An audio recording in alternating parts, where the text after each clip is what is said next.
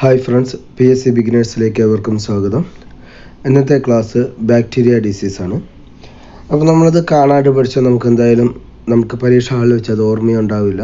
ഞാനിതൊരു കഥയായിട്ട് പറയാം. ഇതിൽ ഓരോ കഥാപാത്രങ്ങൾ, അത് കഴിഞ്ഞിട്ട് അവയുടെ എക്സ്പ്ലനേഷൻ, പിന്നെ വീണ്ടും കഥ, ഓരോരോ രോഗങ്ങൾ, അതിൻ്റെ കഥ, പിന്നെ അതിൻ്റെ എക്സ്പ്ലനേഷൻ, അങ്ങനെ കൊടുക്കാം. അപ്പോൾ അത് നിങ്ങൾക്ക് നന്നായിട്ട് പെട്ടെന്ന് തന്നെ ഓർമ്മയിൽ വയ്ക്കാനും അതുപോലെ തന്നെ പരീക്ഷാ ഹാളിൽ പെട്ടെന്ന് തന്നെ മെമ്മറിയിലേക്ക് വരികയും ചെയ്തു. ഇത് 2 തവണ കണ്ടാൽ തന്നെ നിങ്ങൾക്ക് ഇതിൻ്റെ കാര്യങ്ങളെല്ലാം ഓർമ്മ നിൽക്കുക തന്നെ ചെയ്യും. ഒന്ന് ക്ഷമയോടെ ശ്രദ്ധിച്ച് കേൾക്കുക. അപ്പോൾ ആദ്യമായിട്ട് ഇതൊരു രാജകൊട്ടാരത്തിൽ നടക്കുന്ന ഒരു കഥ മാതിരിയാണ്. അപ്പോൾ കഥ തുടങ്ങുകയാണ്. ഇതാണ് നമ്മുടെ രാജസദസ്. ആദ്യം ക്ഷയം തൻ്റെ രാജകസേരയിലിരുന്നു. ലോകാരോഗ്യ സംഘടനയുടെ റിപ്പോർട്ട് പ്രകാരം ലോകത്ത് ഏറ്റവും കൂടുതൽ ആളുകളെ യമപുരിയിലേക്ക് അയക്കുന്നത് ഞാനാണല്ലോ എന്നതിൽ ക്ഷയം കോൾമയിൽ കൊണ്ടു. അതുകൊണ്ടാണ് ഞാനിപ്പോഴും രാജാവായി തുടരുന്നത് എന്ന് ക്ഷയം മനസ്സിലാക്കി. പക്ഷേ ഇപ്പോൾ മണിച്ചിത്രത്താഴിയിലെ പപ്പു വെള്ളം കണ്ടാൽ ചാടുന്നത് പോലെ എനിക്ക് ഡോട്ട്സ് കാണുമ്പോഴാണ് ചാടേണ്ടത്. അതും 5 മരുന്നുകൾ ഒരുമിച്ച് ചാടിക്കടക്കണം. അതില്ലാതെ BCG വാക്സിൻ. എൻ്റെ ലോകത്തുള്ള നിലനിൽപ്പ് തന്നെ അപകടത്തിലാണെന്ന് മനസ്സിലാക്കി. എൻ്റെ വായുവിലൂടെയുള്ള പറക്കൽ ഒരു കഴിവ് തന്നെയാണ്. 300 കിലോഗ്രാം വെയിറ്റുള്ള ഒരുത്തൻ ഞാൻ കാരണം ചുമച്ച് ക്ഷീണിച്ച് വെയിറ്റ് കുറഞ്ഞ് 30 കിലോഗ്രാം ആയത് ഓർമ്മയിൽ വന്നു. അപ്പോൾ ഇനി നമുക്ക് ഈ ക്ഷയത്തിൻ്റെ കഥയാണ് പറഞ്ഞത്. അപ്പോൾ ക്ഷയത്തിൻ്റെ കഥ എന്തായിരുന്നു? രാജകസേരയിലിരുന്നു, അതുപോലെ രാജാവാണ്. അപ്പോൾ രോഗങ്ങളുടെ രാജാവ് എന്നറിയപ്പെടുന്നത് ക്ഷയമാണ്. അതുപോലെ ഏറ്റവും കൂടുതൽ ആളുകൾ മരണപ്പെടുന്നത് ക്ഷയം ബാധിച്ചാണ്. ലോകാരോഗ്യ സംഘടനയുടെ റിപ്പോർട്ട് പ്രകാരം ലോകത്തെ ഏറ്റവും കൂടുതൽ ആളുകൾ മരിക്കുന്നത് ക്ഷയം ബാധിച്ചാണ്. അതുപോലെ പപ്പു വെള്ളം കൊണ്ടാൽ ചാടുന്നത് പോലെ എനിക്ക് ഡോട്ട്സ് കാണുമ്പോഴാണ് ചാടേണ്ടത്. ഡോട്ട്സ് എന്നതാണ് ക്ഷയചികിത്സയാണ് ഡോട്ട്സ് എന്ന് പറയുന്നത്. അത് multi drug therapy, drug therapy, ഒരു എററുണ്ട്, ടൈപ്പിംഗ് മിസ്റ്റേക്ക് ഉണ്ട്. മൾട്ടി ഡ്രഗ് തെറാപ്പി എന്നറിയപ്പെടുന്നതാണ്. 5 മരുന്നുകളാണ് ഈ തെറാപ്പിയിലൂടെ നൽകുന്നത്. പിന്നെ വായുവിലൂടെയാണ് ഇത് പകരുക. അതുപോലെ മൈക്കോ ബാക്ടീരിയം ട്യൂബർക്കുലോസിസ് ആണ് രോഗകാരി. ഈ രോഗങ്ങൾ, അവയുടെ രോഗകാരികളെ കുറിച്ച്, ഈ ബാക്ടീരിയ രോഗങ്ങളുടെ രോഗകാരികളെ കുറിച്ച് ഒരു സീക്വൻസ് ആയിട്ടുള്ള ഇവൻറ്റ്സ് ഉണ്ട്. അത് ഞാൻ ഇതെല്ലാം കഴിഞ്ഞിട്ട് ഞാൻ പറയുന്നതായിരിക്കും. ഇപ്പോൾ രോഗലക്ഷണങ്ങളാണ് ഈ കഥയിലൂടെ മെയിനായിട്ട് കോൺസെൻട്രേറ്റ് ചെയ്യുന്നത്. ശരീരത്തിന് ഭാരക്കുറവുണ്ടാക്കുക. ഞാൻ പറഞ്ഞിരുന്നല്ലോ, 300 കിലോഗ്രാം വെയിറ്റുള്ള ഒരുത്തൻ 30 കിലോഗ്രാം ആയി. അങ്ങനെയൊക്കെ ആയത് ചുമച്ചിട്ട്. അപ്പോൾ ചുമ, ക്ഷീണം, വെയിറ്റ് കമ്മിയാവുക, ഇതൊക്കെയാണ് ഇതിൻ്റെ ലക്ഷണങ്ങൾ എന്ന് പറയുന്നത്. ഞാൻ വേണമെങ്കിൽ ഒരിക്കൽ കൂടി കഥ പറയാം, അതിൻ്റെ എക്സ്പ്ലനേഷൻ കൂടി തരാം. ക്ഷയം തൻ്റെ രാജകസേരയിൽ ഇരുന്നു. ലോകാരോഗ്യ സംഘടനയുടെ റിപ്പോർട്ട് പ്രകാരം ലോകത്തെ ഏറ്റവും കൂടുതൽ ആളുകളെ യമപുരിയിലേക്ക് അയക്കുന്നത് ഞാനാണല്ലോ എന്നതിൽ കോൾമേൽ കണ്ടു. അതുകൊണ്ടാണ് ഞാനിപ്പോഴും രാജാവായി തുടരുന്നത് എന്ന് ക്ഷയം മനസ്സിലാക്കി. അപ്പോൾ ഇത് മനസ്സിലാക്കി, ക്ഷയം രോഗങ്ങളുടെ രാജാവാണ്. അതുപോലെ കൂടുതൽ ആളുകളെ യമപുരിയിലേക്ക് അയക്കുന്നത് ക്ഷയമാണ് എന്ന് മനസ്സിലാക്കി ലോകാരോഗ്യ സംഘടനയുടെ റിപ്പോർട്ട് പ്രകാരം. പക്ഷേ ഇപ്പോൾ മണിച്ചിത്രത്താഴിലെ പപ്പു വെള്ളം കണ്ടാൽ ചാടുന്നത് പോലെ എനിക്ക് ഡോട്ട്സ് കാണുമ്പോഴാണ് ചാടേണ്ടത്. അപ്പോൾ ക്ഷയത്തിന് എതിരെയുള്ള ചികിത്സയാണ് ഡോട്ട്സ് എന്ന് പറയുന്നത്. അതും 5 മരുന്നുകൾ ഒരുമിച്ച് ചാടിക്കിടക്കണം. അപ്പോൾ ഡോട്ട്സ് ചികിത്സയിൽ എന്താണ്? മൾട്ടി ഡ്രഗ്, 5 മരുന്നുകൾ ഉപയോഗിക്കുന്നത്. അത് മൾട്ടി ഡ്രഗ് തെറാപ്പി എന്നറിയപ്പെടുന്നു. അതില്ലാതെ BCG വാക്സിൻ, ഇതിനുപയോഗിക്കുന്ന വാക്സിനാണ് BCG വാക്സിൻ. ഓക്കെ. അതുപോലെ എൻ്റെ ലോകത്തുള്ള നിലനിൽപ്പ് തന്നെ അപകടത്തിലാണെന്ന് മനസ്സിലാക്കി. എൻ്റെ വായുവിലൂടെയുള്ള പറക്കൽ ഒരു കഴിവ് തന്നെയാണ്. അപ്പോൾ ഇതെങ്ങനെയാണ് പകരുക? വായുവിലൂടെയാണ് ഈ ക്ഷയം എന്ന രോഗം പകരുന്നത്. 300 കിലോഗ്രാം വെയിറ്റുള്ള ഒരുത്തൻ ഞാൻ കാരണം ചുമച്ച് ക്ഷീണിച്ച് വെയിറ്റ് കുറഞ്ഞ് 30 കിലോഗ്രാം ആയത് ഓർമ്മയിൽ വന്നു. അപ്പോൾ എന്താ സംഭവിക്കുക? വെയിറ്റ് കമ്മിയാവൽ, ചുമ, ക്ഷീണം, ഇവയൊക്കെയാണ് ഇതിൻ്റെ ലക്ഷണങ്ങൾ എന്ന് പറയുന്നത്. ഇനി അടുത്തതാണ് എലിപ്പനി. നമ്മുടെ രാജകൊട്ടാരത്തിൽ ഇങ്ങനെ ക്ഷയം ഇങ്ങനെ ആലോചിച്ചിരിക്കുമ്പോഴാണ് എലിപ്പനി എന്ത് ചെയ്തു? എലിയെ എടുത്ത് അതവിടെ മൂത്രമൊഴിച്ച് രാജസദസ്സ് മൊത്തം വൃത്തികേടാക്കിയത്. ഉടനെ ക്ഷയം അതിനെ തല്ലി. ആ തല്ലിൽ എലിപ്പനിയുടെ കണ്ണുകൾ ചുവന്നു, പേശികൾ വേദനിച്ച്, തല വേദനിച്ചു, കരൾ പ്ലീഹ ഒന്നായി, രക്തലോകമുകൾ തകരാറിലായി, രക്തസ്രാവം വന്നു. അപ്പോൾ ഇതാണ് എലിപ്പനിയുടെ കഥ. അപ്പോൾ എലിപ്പനിയെക്കുറിച്ച് നമുക്ക് നോക്കാം. എലിച്ചെള്ളി എന്ന ജീവിയാണ് എലിപ്പനി പരത്തുന്നത്. കണ്ണിനുണ്ടാകുന്ന ചുവപ്പ് നിറം, തലവേദന, പേശിവേദന എന്നിവയൊക്കെയാണ് ഇതിൻ്റെ ലക്ഷണങ്ങൾ.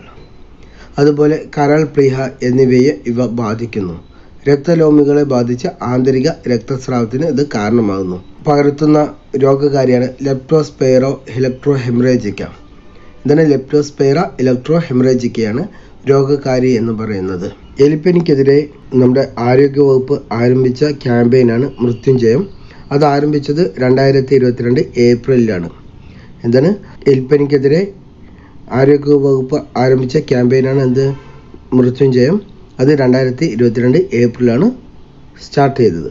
ഓക്കെ, ക്ലിയർ ആണല്ലോ. നമുക്കിനി അടുത്ത രോഗത്തിൻ്റെ കഥ പറയാം. അടുത്തത് കുഷ്ഠമാണ്. ഇതൊക്കെ കണ്ടിട്ട് വയസ്സൻ കുഷ്ഠം അവിടെ ഉണ്ടായിരുന്നു. തൻ്റെ ചർമ്മം പോയി നാഡീവ്യവസ്ഥ തകരാറിലായിരിക്കുകയാണ്. കണ്ണുകൾ കാണാൻ വയ്യാതെയായി, എന്തിന് മൂക്കിലൂടെ ശ്വസനം പോലും നടക്കാതെയായി.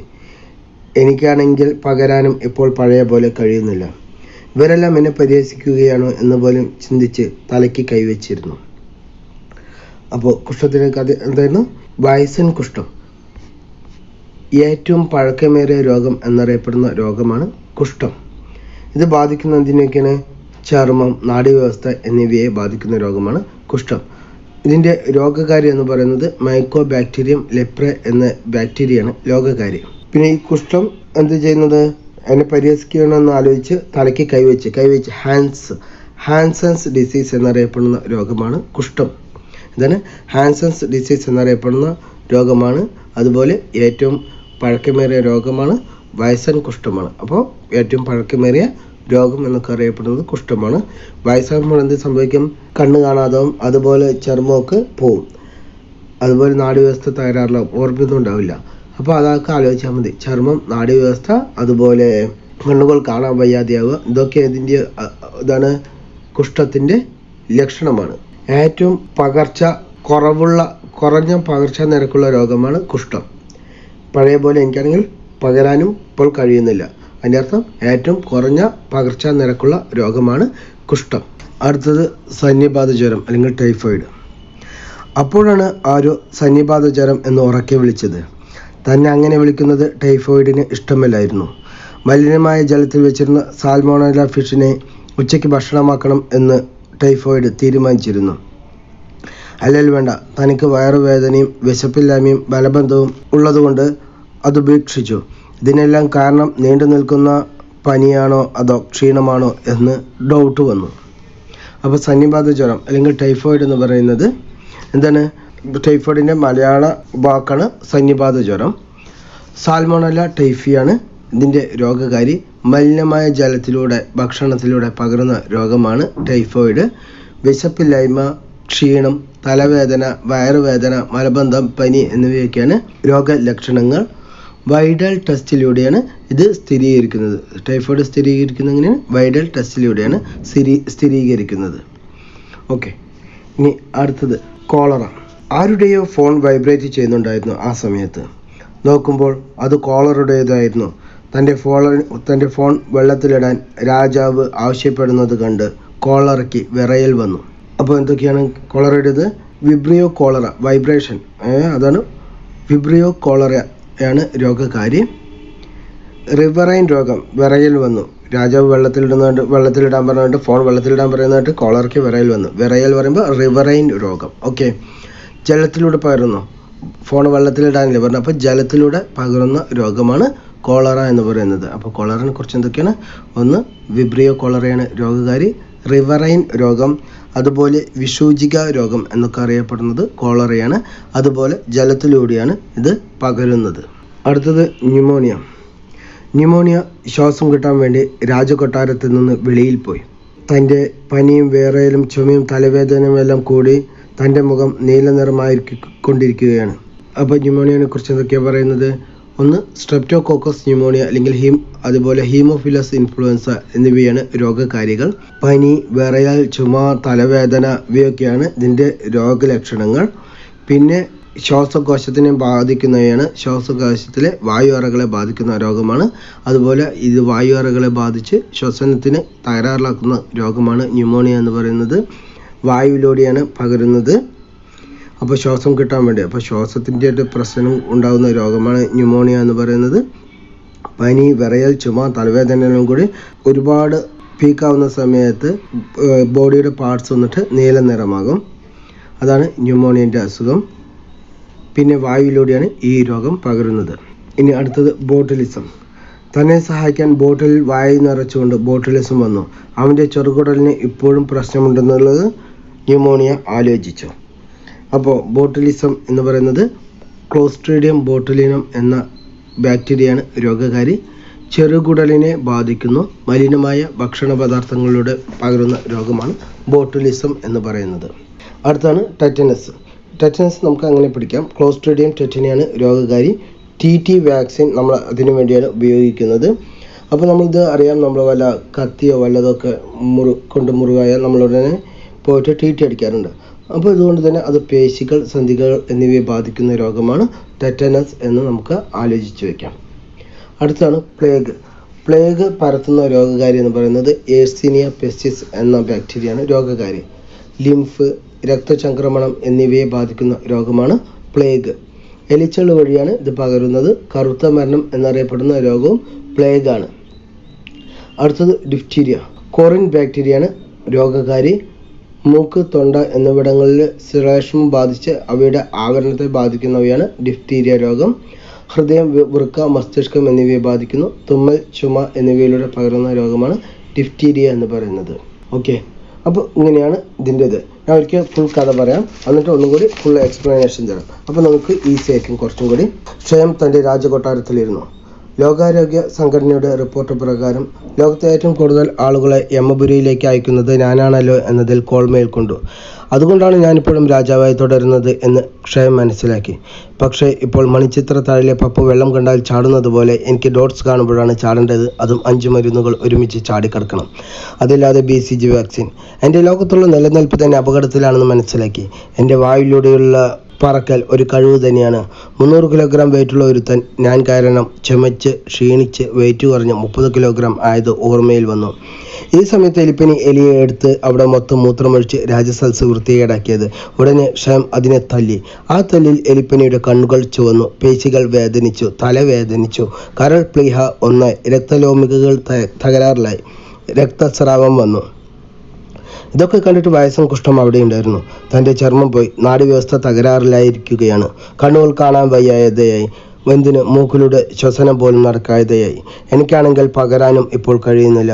ഇവരെല്ലാം എന്നെ പരിഹസിക്കുന്നുണ്ടോ എന്ന് ആലോചിച്ച് പോലും തലയ്ക്ക് കൈവച്ച് കുഷ്ഠം ഇരുന്നു. അപ്പോഴാണ് ആരോ സന്യബാധ ജ്വരം എന്ന് ഉറക്കി വിളിച്ചത്. തന്നെ അങ്ങനെ വിളിക്കുന്നത് ടൈഫോയിഡിന് ഇഷ്ടമല്ലായിരുന്നു. മലിനമായ ജലത്തിൽ വെച്ചിരുന്ന സാൽമോണല്ല ജീവിയെ ഉച്ചയ്ക്ക് ഭക്ഷണമാക്കണം എന്ന് ടൈഫോയിഡ് തീരുമാനിക്കുകയായിരുന്നു.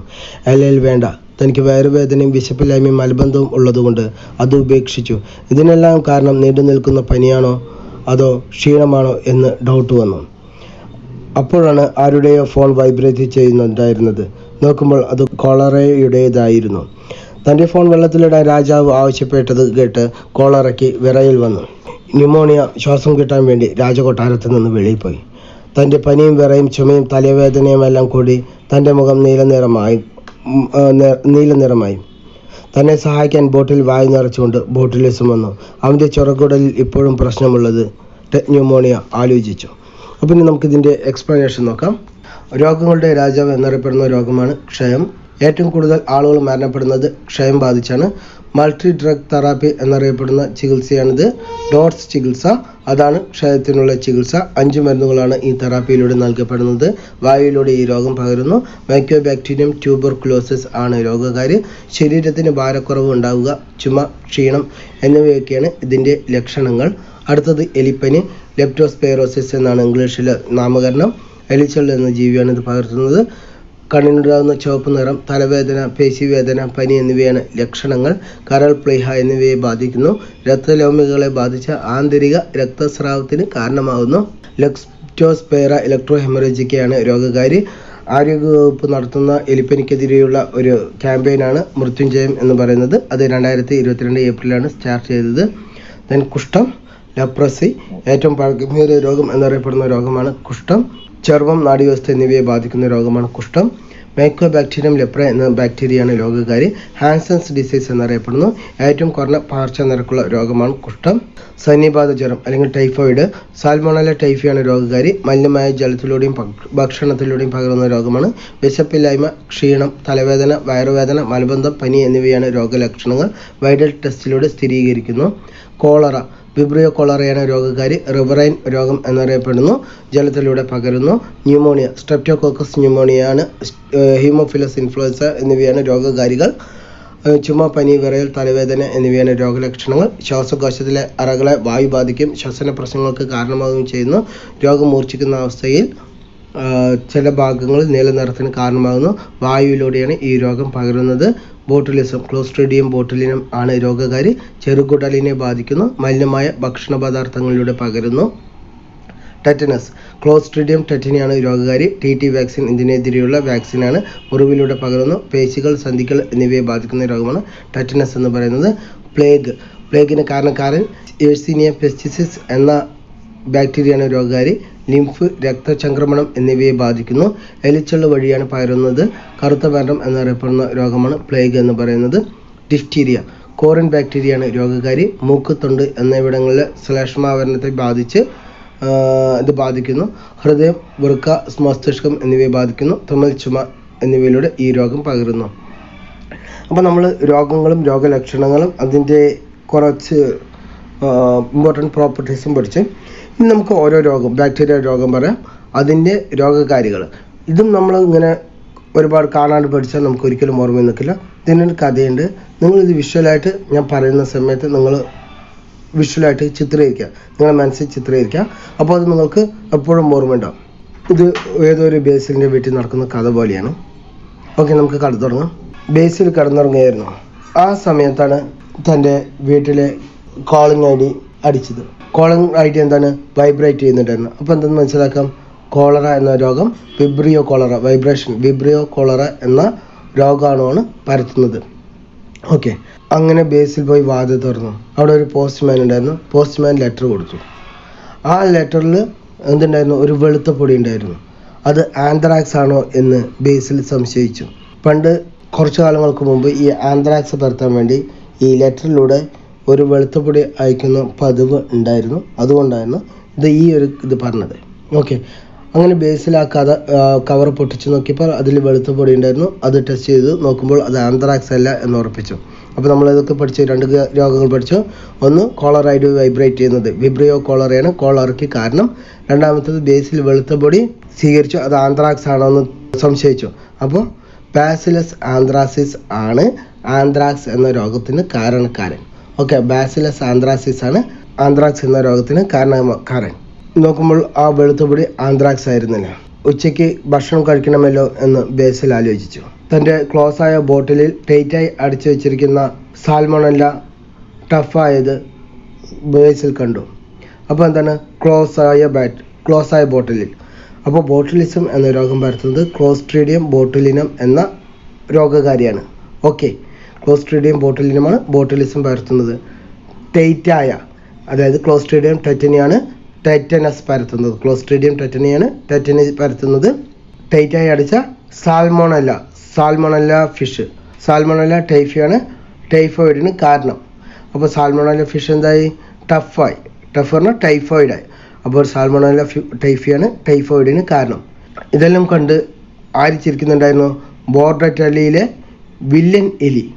ബോർഡറ്റെല്ല പെർട്ടുസിസ് ആണ് വില്ലൻ ചുമ, ബോർഡറിൽ ഇരിക്കുന്നത്. അപ്പോൾ ബോർഡറ്റെല്ല പെർട്ടുസിസ് ആണ് വില്ലൻ ചുമ ഉണ്ടാക്കുന്നത്. ബോർഡറിൽ ഇരിക്കുന്ന വില്ലൻ എലിപ്പനി തൻ്റെ ലാപ്ടോപ്പിൽ രക്തം നുണഞ്ഞ് ചിരിക്കുന്നുണ്ടായിരുന്നു.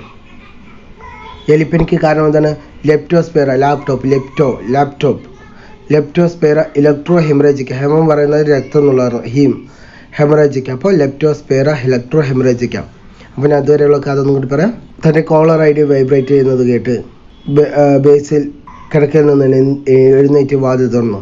അപ്പോൾ ഒരു പോസ്റ്റ്മാൻ ഒരു ലെറ്റർ തന്നിരുന്നു. അതിൽ വെളുത്ത പൊടി കണ്ട് അത് ആന്ത്രാക്സ് ആണെന്ന് സംശയിച്ചു. അത് അനന്തരം ടെസ്റ്റ് ചെയ്തപ്പോൾ ആന്ത്രാക്സ് അല്ല എന്ന് മനസ്സിലാക്കി. തൻ്റെ ഉച്ചയ്ക്കുള്ള ഫുഡിന് വേണ്ടിയിട്ട് ക്ലോസ് ആയിട്ടുള്ള ബോട്ടിലിൽ ടൈറ്റായിട്ട് അടച്ചു വെച്ച സാൽമോണല്ല ടഫായത് കണ്ട് ടഫായിരിക്കുന്നത് നമ്മുടെ ബേസിൽ കണ്ടു. ഇതെല്ലാം ആര് കാണണ്ടായിരുന്നു? ബോർഡറിലുള്ള വില്ലൻ എലി തൻ്റെ ലാപ്ടോപ്പിലുള്ള രക്തം കുടിച്ച് ചിരിക്കുന്നുണ്ടായിരുന്നു. ഓക്കെ, അങ്ങനെ ഭക്ഷണം ഉണ്ടാക്കി. ഇനി അതൊരു പ്ലേറ്റിൽ വിളമ്പണമല്ലോ. അങ്ങനെ ഒരു പ്ലേറ്റ് എടുത്തപ്പോൾ അതിൽ കുറച്ച് ഈസ്റ്റ് ഉണ്ടായിരുന്നു. ഈ ഈസ്റ്റ് എന്ന് പറയുന്നത് മൈക്രോ ബാക്ടീരിയ ആണെന്ന് തൻ്റെ കഷ്ടകാലത്തിന് പഠിച്ചു വെച്ചത് ബേസിൽ ആലോചിച്ചു. അപ്പോൾ എന്താണ് പ്ലേഗ് എന്തുമൂലം ഉണ്ടാകുന്ന ബ്ലേക്കിനുള്ള രോഗകാരം എന്ന് പറയുന്നത് ഏഴ്സിനിയ പെസ്റ്റിസ് ആണ്. അപ്പോൾ പ്ലേറ്റിൽ എന്തുണ്ടായിരുന്നു? ഈസ്റ്റ് ഉണ്ടായിരുന്നു. ഈസ്റ്റ് ആണ് ഏഴ്സിനിയ പെസ്റ്റിസ്. ഓക്കെ, പിന്നെ മൈക്രോ ബാക്ടീരിയം ലെപ്രയാണ് കുഷ്ഠത്തിന് കാരണം. ഈസ്റ്റ് എന്ന് പറയുന്നത് മൈക്രോ ബാക്ടീരിയം ആണെന്ന്. മൈക്രോ ബാക്ടീരിയം ലെപ്ര എന്ന് പറയുന്നത് കഷ്ടകാലത്തിന് ഓർത്ത് വെച്ചു, അതായത് കുഷ്ഠം. മൈക്രോ ബാക്ടീരിയം ലെപ്ര എന്ന് പറയുന്നത് കുഷ്ഠത്തിന് കാരണമാകും. അടുത്തത്, സ്ട്രോ ഉപയോഗിച്ച് കോക്ക് കുടിക്കുന്നത് ന്യൂമോണിയയ്ക്ക് കാരണമാകും എന്നും ആലോചിച്ചു. അപ്പോൾ എന്താ പറയുന്നത്? ന്യൂമോണിയ എന്ന് പറയുന്നത് ഏതാണ്? സ്ട്രെപ്റ്റോകോക്കസ് ന്യൂമോണിയാണ് പരത്തുന്നത്. ഗൊണേറിയ നൈസായിട്ടുള്ളവനാണെന്ന് സോഫയിലിരുന്ന് ട്രൈപോഡ് കൊണ്ട് പല്ലിൽ കുത്തി ബേസിൽ ആലോചിച്ചു. എന്താണ് ഗൊണേറിയ എന്ന രോഗം? നെയ്സീറിയ ഗൊണേറിയ. നൈസായിട്ടും ഗുണമായിട്ടുള്ളവനുമാണ് ഗൊണേറിയ. ഓക്കെ, ഗൊണേറിയ എന്ന് പറയുന്നത് നെയ്സീമിയ ഗൊണേറിയ എന്ന രോഗമാണ് കാരണക്കാരൻ. അത് എപ്പോഴും ആലോചിച്ചു? സോഫയിലിരുന്ന്. സിഫിലിസിൽ എങ്ങനെയാണ് സിഫിലിസ്? ട്രെപ്പോണമ പല്ലിടാം. ട്രൈപോഡ് കൊണ്ട് പല്ലിൽ കുത്തിയാണ് ആലോചിക്കുന്നത്. എന്താണ്? ട്രൈപോഡ് കൊണ്ട് പല്ലിൽ കുത്തിയാണ് ആലോചിക്കുന്നത്. പിന്നെ ക്ലെമീഡിയ ട്രോക്കോമാറ്റിസ്, ക്ഷയം, മൈക്രോബാക്ടീരിയം, ട്യൂബർക്കുലോസിസ്. ഇത് രണ്ടും ഓർത്ത് വയ്ക്കാം. അപ്പം ഈ കഥ ഒരിക്കൽ കൂടി പറയാം. ഇനി നിങ്ങൾ അത് അതിൻ്റെ പോലെ ബാക്ടീരിയ ഡിസീസ് കറക്റ്റായി നോക്കി വയ്ക്കാം. തൻ്റെ കോളർ വൈബ്രേറ്റ് ചെയ്യുന്നതുകൊണ്ട് ബേസിൽ എണിച്ച് വാതിൽ തുറന്നു. അപ്പോൾ ഒരു പോസ്റ്റ്മാൻ കത്തുമായി നിൽക്കുന്നുണ്ടായിരുന്നു. അതിൽ ആന്ത്രാക്സ് ആണ് എന്ന് സംശയിക്കുന്ന വെളുത്ത പൊടി ഉണ്ടായിരുന്നു. അത് ടെസ്റ്റ് ചെയ്തപ്പോൾ ആന്ത്രാക്സ് അല്ല.